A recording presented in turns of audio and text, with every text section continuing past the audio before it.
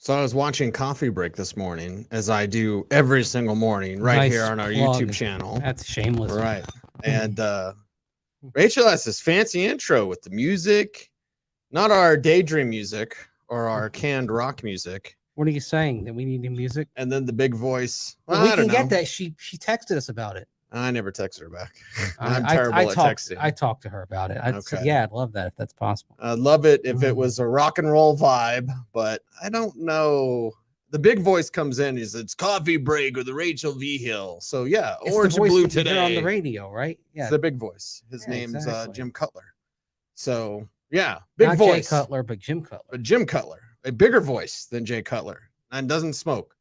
Anyway, Orange and Blue today. It's presented by Sean Ponda.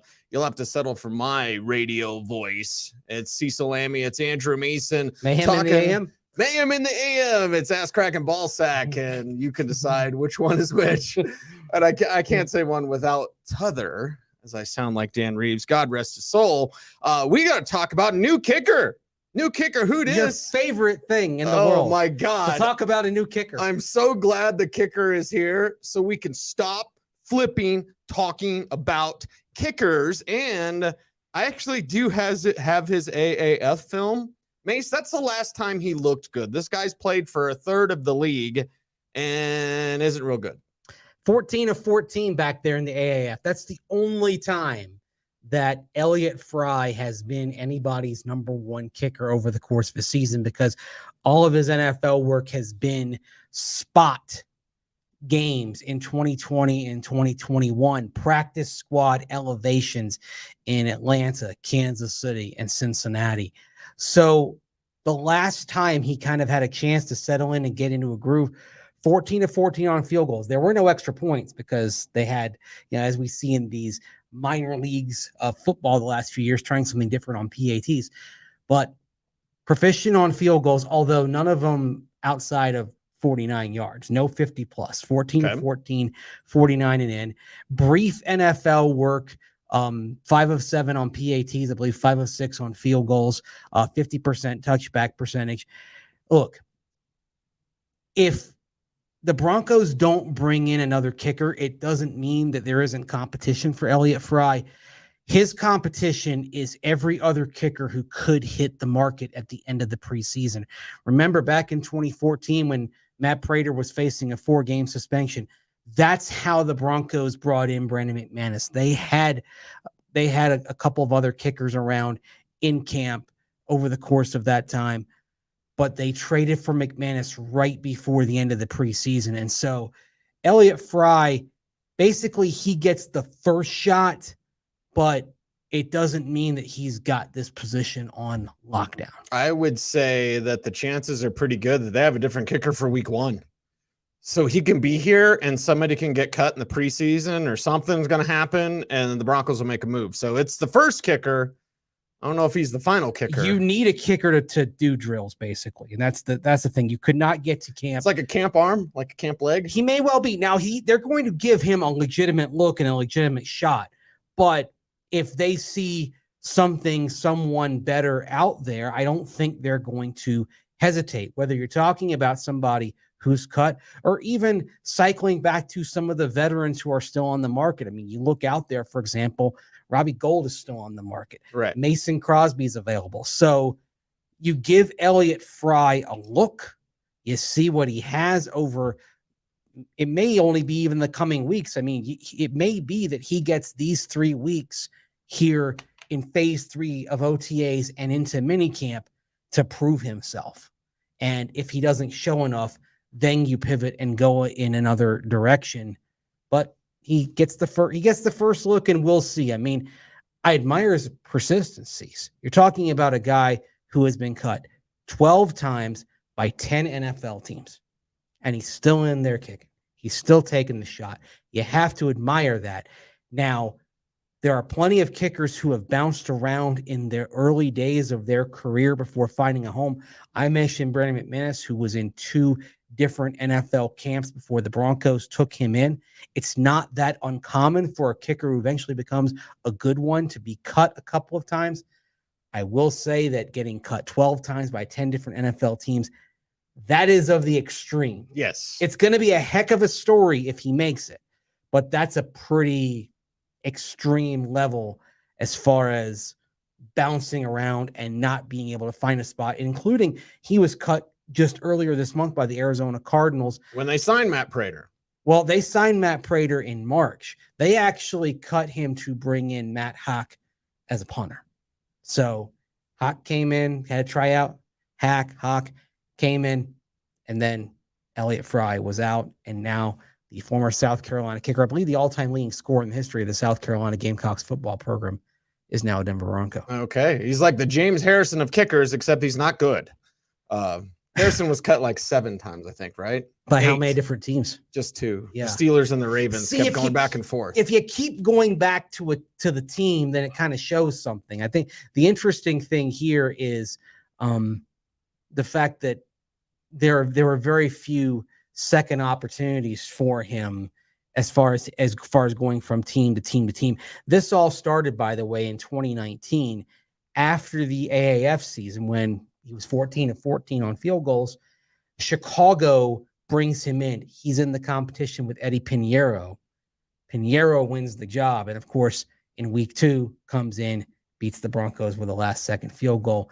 And that started Elliott Fry's hopscotching around the league, as now this is team number 11. NFL team number 11. You know, to make a Wayne's World reference, do you remember when he says that he's had, he's had plenty of jobs, but nothing he'd call a career? Yeah. Put it this way. I have an extensive connection of name tags and hairnets. I imagine that Elliott Fry has an extensive collection of NFL team workout gear, T-shirts and shorts. Yeah. Because, hey, they give you that stuff, and then you basically take it with you when you leave. Yeah. You have to leave the helmet, but the workout gear, generally speaking, they let you take They it. give you a garbage bag. Yeah. And then you leave. Yeah. And then you go off and work out on your own wearing the team workout gear, even though you're not with the team anymore. Roger asks in the chat room, react to me. Does Riley Dixon do kickoffs? He has the capability, but I think it's more on an emergency basis. Okay. So I don't know. It's something that you want to be looking at for him long term. So this was the problem that I ran into last night, Mace. I was actually thinking about kickers. You know, I was in a dark place if I was thinking about kickers, and I thought I'm just going to have to get used to the idea of anyone that they signed not being as good as Brandon McManus. And McManus wasn't the greatest ever, and he wasn't what he used to be. I understand all these sorts of things, but I just came to the realization, because I was going to tweet about it, but I don't want to be mean. I don't want to be a bully. But I was just going to be like, not better than Brandon McManus, and quote tweet like the Broncos when we signed Elliott Fry. Okay, I still think it was a mistake. Whatever, I'll get over it. I don't think we're going to know if this is a mistake until we see who the kicker is going into the regular season and how that kicker does. That's the thing. And just because it's Elliott Fry today doesn't mean it's going to be Elliott Fry in 2 or 3 months. Right. So that's why I think you just look at this as another step. I mean, look, they've, as far as like moves on the back of the roster, they've cut Tyreek McAllister twice in the last 17 days or 20 days, because they brought him back on the 15th. They cut him on the 12th. They cut him on the 12th. They brought him back on the 15th, and they cut him today to make room for Elliott Fry on the roster. This is typical. That can be typical back of the roster stuff. It's just that we're seeing it with a kicker. But one of the reasons why you can do that is that that with rare exceptions, there aren't going to be more than 32 kickers kept around the NFL. Now, some may end up passing through to practice squads, but then you have the opportunity to claim said kicker on waivers or trade for that kicker. And so that's why effectively the competition for Elliott Fry may not be on this roster. I've been asked today, do I think the Broncos bring in another kicker? I don't know the answer to that. I'll admit I don't know. I don't know that it's a certainty they bring in another kicker on the roster, because he's competing with everybody else who's going to be on the market, and even some kickers that aren't with a team right now. He's competing with everybody who's going to be cut and everyone who's out there right now. And so if he proves effective, he stays. But let's say he's having a decent training camp in preseason, but someone else who's going to be cut by another team is phenomenal. Then that means maybe you've got one young kicker doing well unexpectedly and pushing a veteran kicker. one of those is going to go, and the others are going to be on the market. Think of how the Bills got Sam Martin last year, for example, at punter. It's the same type of deal there. So, yeah, it's, I wouldn't go buying those Elliott Fry jerseys just yet. Yeah, that's kind of my main point here. I'll tell Elliott Fry what Drew Brees told Joe Klatt: don't buy a house. Well, when Klatt was in New Orleans, he was like, yeah, because Joel was like, what about this neighborhood? And Drew Brees was like, nah, don't worry about it. I'd say just for now, if you're Elliott Fry, you take the hotel room that they're giving you right now for OTAs and training camp and extended you're stay. Good. Yeah. I mean, they have them at one. Don't they have them at one of the extended stay places around here during OTAs? Don't they use one of them? I think. Okay. Yeah. For guys. Ashton asks in the chat room, how much cap available? If overthecap.com is current to the accurate data, it's 7 million. They're 22nd in the league in cap space. So it's not like they have a ton of money. It might be for Dalvin Cook, but with Javonte Williams looking as good as he did, and we can't talk about it. Mm-hmm. We did bring it up last week. Like, does it cool you a little bit? It did me last week. Does it still you? What does what cool me?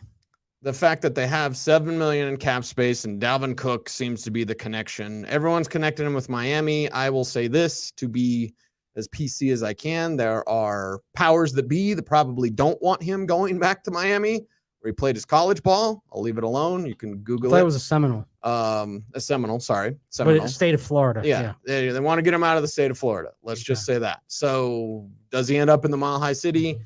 With the way Javonte looked, I would say that urgency to add another running back isn't there. It isn't there. It doesn't mean they won't add somebody, but it may not be something immediate. But then you say, okay, well, where else could they shore up? I mean, you're sitting there on $7.749 million according to the NFLPA public salary cap report. Where could you look to bolster? I mean, I think you could maybe even add another edge. Although they want to take a long look at these younger guys in terms of the depth they can offer. We saw Jonathan Cooper out there last week. Number 0. Yes. Number 0 on your scorecard, number 1 in your heart. At least my heart. I'm a Coop fan. I like Henningsen would be number 1 in your heart. He's right up there. I got my guys. He's 1A. I have a type in terms of late round players. Okay.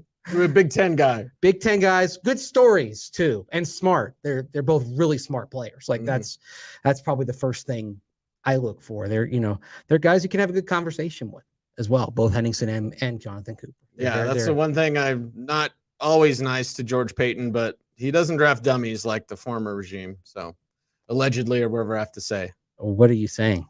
That John Elway drafted a lot of dummies. Sorry. Man alive. You went right for it there. Are we going to cut to it or not? That was, woo. Yeah. That was a spicy meatball. I had a meatball for lunch today, but it wasn't as spicy as that spicy, one. Spicy, bold like predictions. Danger Witch. I'll do the transition. Orange and Blue today, presented by Sean Honda. Mace, you sent this to me, and the first thing, now I was driving, so I didn't see it until I parked. But the first thing I always think when I see hot takes or bold predictions, I usually laugh because there's like some articles recently about the Broncos. They're like hot takes about the Broncos, or you'll see videos about OTA reactions of guys that aren't even here, guys that don't even live in the state, and they're reacting to OTAs. It's like, what are you doing? Anyway, I drove out here for all this. Exactly. 950 miles. When I saw it was Connor Orr, it calmed me down. Right, because SI's bold predictions and SI's got all sorts of different arms. So I was thinking, okay, who is this? Is it going to be like an Albert Breer or somebody? And I don't like him, but whatever. Connor Orr, I actually respect. It's not one of their bloggers aggregators. This right. One of their this is they don't have many primary writers left at SI. Right. From the glory days when it was a different format. Connor Orr is one of those primary voices. Connor Orr I'll listen to. Connor Orr I'll read his take, and you can read the exact take because it's on my phone. Well, I'll read it here, and I'm actually going to write a piece on it probably for Friday because it's worth, and we'll talk about it today. It's worth exploring here, and that's why I brought this up to you, Cecil, when we were texting today. if this happens, kind of what does it entail? So here's Okay. so Connor Orr made 100 bold predictions for the NFL season. And there's one Broncos prediction that is really interesting. He writes, quote, I predict he will not start a majority of the Broncos games under center. Why?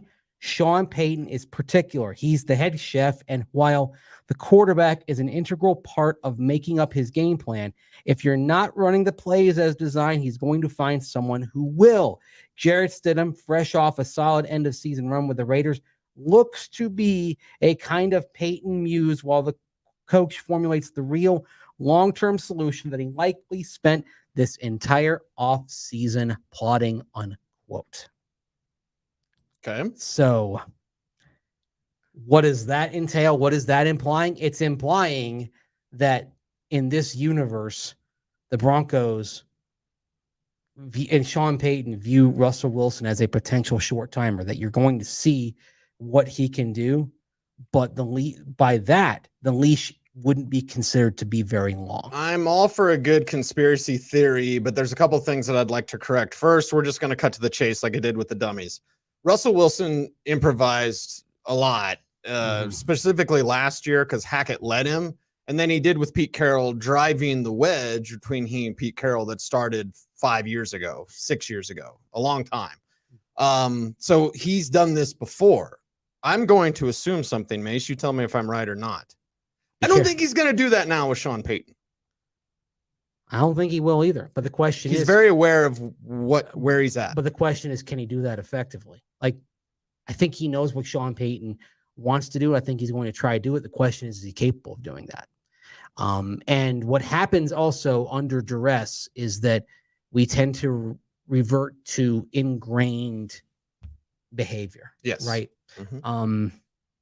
I would argue that was something with Drew Lock, and one reason why he struggled was that under duress he reverted to the ingrained habits, like the off-platform throws that he could get away with against secondaries that were 50% comprised of guys who end up, selling cars and, going to grad school and moving on with their life's work, as Chuck Noll used to say. Right. But it's a nice way of putting it. Your life's work. Yeah. Yeah. Well, that's what he would tell guys. What are you going to do when it's time for your life's work? Football is just kind of a stage, right? Mm-hmm. What is your life's work going to be? Anyway, I digress. So, if Russell Wilson is in a moment where he gets off schedule, then does that mean he's not running things as Sean Payton wants him to do? Does this go back to what he said on Thursday, which we can talk about? He first brought up timing. Yes. So you say if things get off schedule, I will retort and say, it sounds like he's doing his best to keep things on schedule. He is. And I think I'll say this, Russell Wilson very much humbled after the 2022 season. I think he's going to do exactly what Sean Payton says. To me, the question is whether Russell Wilson can do it well enough to where he's viewed as the long-term answer. We do, I think also with what Connor Orr wrote, we do know what Sean Payton has said about Caleb Williams in particular. We know what he thinks of him. And so when you're talking about the, quote, real long-term solution, unquote, as Connor Orr mentions it, it probably is out of the 2024 draft. Yes, and I don't think it's Jarrett Stidham. And again, respect Connor Orr a lot. And this is interesting to talk about. In fact, we're probably going to scrap the OT subject. That's for later. We can come back to that. We can come back to that. But like for me, the Stidham hype train by some out there, not Connor, but by some, Connor, I think it's a little out of control. Got to pull it back into the station. Yeah, that's why it's Caleb Williams. And by the way, Russell Wilson has to be outstanding for them not to make a move. If he's just okay and he kind of gets it, he's average, they'll move on. Russell Wilson has to be well above average. The thing about average, Russ, means he might be able to trade him. And I mean, you're not concerned about what you're getting back in the trade. It's just it would be a contract. You might be eating some of that as well. The Brock Osweiler deal. Right, exactly. It might be something like that. You may even have to give up something, a player, to kind of balance to balance that, to get out from that contract. And yeah, you'd still have dead money. but you'd still prefer that to just outright cutting him. If he plays at an average level, then maybe some team will take on what's left of the contract because the Broncos will still have to eat a bunch of it. And that may well be what makes such a deal palatable ultimately. Like it could be literally Russell Wilson for a 7th round pick if he's average. Right. Right. And complete dump. But I mean, that's better than just cutting him and getting nothing. Right. Roger asks in the chat room if Jimmy G gets cut, which he could. Yes. Would you rather trade for Bailey Zappi? Mac Jones probably not going to win that job, so Zappi wins the job. Jones goes to the Raiders, in my opinion. Wilson or Trey Lance? Honestly, Lance is the only interesting one. Yeah. Zach Wilson, right? I think Lance is the only one that's intriguing there. I think Zach Wilson, even though there were some issues beyond his control, just don't see it with him. I mean, basically, if we're looking at the general arc of Zach Wilson, we're seeing a great year when you had 5,000 people in the stands and BYU didn't face a Power 5 opponent, at least Power 5 at the time. I think they played Houston, who's Power 5 now.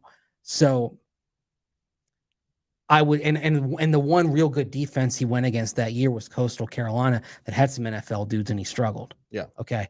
So I look at Zach Wilson's overall resume and I'm like, do not want.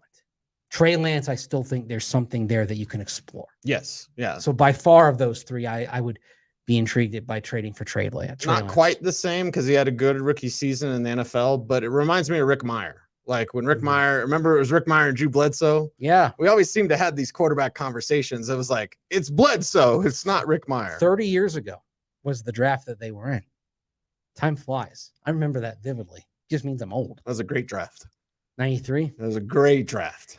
Yeah, it was. 94 was better because that's the Bill Tobin. Who the hell's Mel Kiper anyway? I think that's when the draft really kind of started to take off. I remember a mid-round pick named John Lynch in that draft. Mm-hmm. Pretty good player. By the Tampa Bay Buccaneers. Yeah. He worked out okay. I want you in your piece at denversports.com when you write about Connor Orr's bold prediction. And again, not a hot take. And what does it imply? I think the interesting thing is, what does it imply? Yeah. And would you please examine something that I want to further examine on this show? Jameis Winston. Russell Wilson is not Drew Brees. He's not even Jameis Winston. But when people look at Sean Payton and Drew Brees, and this is the offense, no, Wilson can't do what Brees does. Look at what Sean Payton did with Jameis Winston. Look at how Winston went from 30 for 30 to one of the most efficient quarterbacks in the league before getting hurt. You brought that up yesterday. So, like, when people examine Sean Payton, I'm saying don't look at Drew Brees because that's a special talent that Russell Wilson cannot be. They're different players. Look at what he did with Jameis Winston, and then we set a proper bar of expectation. It was very much Jameis Winston channeled, right? And made him focus. 14 touchdowns, 3 picks. And his yards per attempt was slightly down. I think 7.3 averaged over 8 in his one season with Bruce Arians.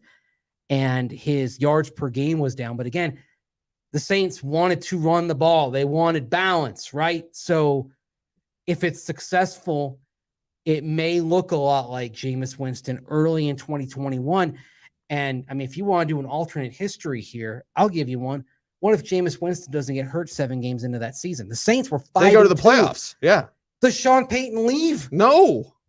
Yeah. They're still in salary cap hell, but he doesn't leave. He might not be here because he might still be the coach of the New Orleans Saints. Yes. I don't think he leaves the Saints if they go 11-6 with Jameis Winston. If anything, he doubles down, maybe signs an even bigger contract down there, right? So, they had things going in the right direction. It was only when Winston got hurt, and I think eventually they had to roll with Trevor Siemian for a little bit. Yeah, it didn't work out very well.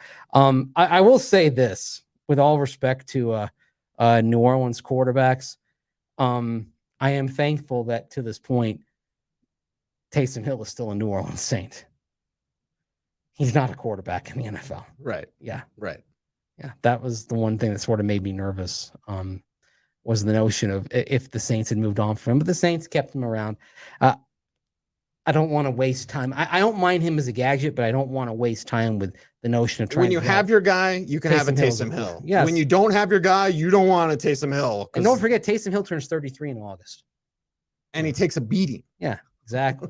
Speaking of taking a beating, it's part of the reason why we're having these discussions about Russell Wilson is because he has taken more sacks, I believe, than any quarterback in the league over the last decade. Yes. And, it adds up. He's going to be 35 this year. You can't absorb but so many hits as you get older without it having some kind of impact on you unless you're made of steel. And now Russell Wilson in Sean Payton's offense and scheme will do his best, but what is his best? And I've said it before, I'll say it again. Whatever that line is, Sean Payton's going to get it from him. Yeah. But that line may be average at best. We just don't know about Russell Wilson yet. But this Connor Orr thing is fascinating because I don't think you want Jarrett Stidham playing a bunch of games either. I don't think there's any sort of long-term, like, wow, they got this Jarrett Stidham guy. They can develop him. Could totally be wrong, but like, nah, I would rather scrap everything, go get Caleb Williams, trade everybody, like get your real franchise quarterback. I mean, if we're being honest here, and we always try to be honest, I actually would have more confidence that a Jameis Winston could be that guy than a Jarrett Stidham. Yes. Now, Jameis Winston's still in New Orleans. He's backing up Derek Carr now. Mm-hmm. So he appears to have accepted the reality while probably having still the Geno Smith hope. Geno Smith's going to give a lot of quarterbacks hope. Right. Right. I mean, if you're Jameis Winston, you see Geno and think, okay, why can't I have that renaissance? We talked about with Drew Lock. And, as far as late blooming quarterbacks, Jarrett Stidham probably is thinking the same thing. Why can't I have that? I will say this, having watched Stidham, I would be surprised if he becomes anything more than a fringe starting quarterback. Mm-hmm. And that's not somebody you're building around. No. We'll see. I just would be very surprised if that happens. What I'm hoping is that Jarrett Stidham can be the veteran experience when you have a rookie next year. And also that you're not looking at a game that you put him in there and saying, oh, well, we have to go start our backup. We're totally screwed. No, you want to at least have a shot, right? Mm-hmm. And you can say this for Jarrett Stidham's 2 starts, small sample size, but they pushed San Francisco to the limit and then got bombed by the Chiefs. Okay. They went 0-2. The first game against a very good 49er team turned out to be a coin flip. That's what you're asking for. Can you at least give us a shot? Jarrett Stidham will give you a shot. With all respect to Brett Rippon, even though they beat the Cardinals with Brett Rippon, I think when you look at Rippon coming in against the Chiefs, that was where that comeback ended when Rip came in. So right. That's the difference between Jarrett Stidham and Brett Rippon and why, yes, there was an upgrade. By the way, speaking of backup quarterbacks, Mike Tanier, love Mike. Yeah, we all do. Yeah. He wrote a hilarious piece ranking 3rd string quarterbacks. As only Mike could. Yes. Oh my gosh. Who's it for? Because he left Football Outsiders. Because that thing went crashing down. And I know Aaron, who founded Football Outsiders. I know Aaron real well. Him and Mike are 2 of my best friends. So he's writing for Underdog Network. Oh, okay. He tweeted out this week, good morning. I rank the 3rd string quarterbacks because I have no idea to do with downtime. I laughed at that, Mike. All right. So tell me if you can guess where Brett Rippon, now with the Rams, ranks among 3rd string quarterbacks. Wow. I would say 30th. 19th. Oh, tell me if you can guess. Where's Ben DiNucci? Ben DiNucci / Garrett Garantano, 24th. Okay. Tell me if you can guess number 32 among 13 quarterbacks in Mike's rankings. My goodness. It's not, well, he wouldn't consider Taysom Hill, would he? Who is it? 32. 32. No, who's the worst? No, he's got Jake Haener. Quarterback. Jake Haener, who the Saints drafted, is number 3. Okay. He's number 9, by the way. Will Greer. Will Greer's 31. You're close. Dang. Okay. Who is it? Nathan Peterman. That's a callback. We got to run, Mace, because we have a meeting. So yes, we do. And here's what he writes real quick about Nathan Peterman. Kicks off the first category of 3rd string quarterbacks, the guys who have proven that they are absolutely terrible. Yeah, if Nathan Peterman is a Broncos backup quarterback, Caleb Williams, hello. I may skip the game that weekend if he has to step in and play. Like if he's starting, if Nathan Peterman starts for the Broncos, I may skip the game. But I think it'll be Ben DiNucci who's the number 3, with all respect to Garrett Garantano. There you go. Basically, Ben DiNucci's Payton's guy, Sean Payton's guy, and Garrett Garantano is somebody that George Payton brought in. So we'll see. It's going to be DiNucci. He is Andrew Mason. You follow him on Twitter at Mace Denver. I am at Cecil Lammey. Do the YouTube things, like, comment, share, subscribe, hit the notification bell so that you never miss a vid. We're out of here so we can do a Zoom meeting. Be safe, be kind, know that you're appreciated. Stay tuned, and would you please all go ahead and stay frosty.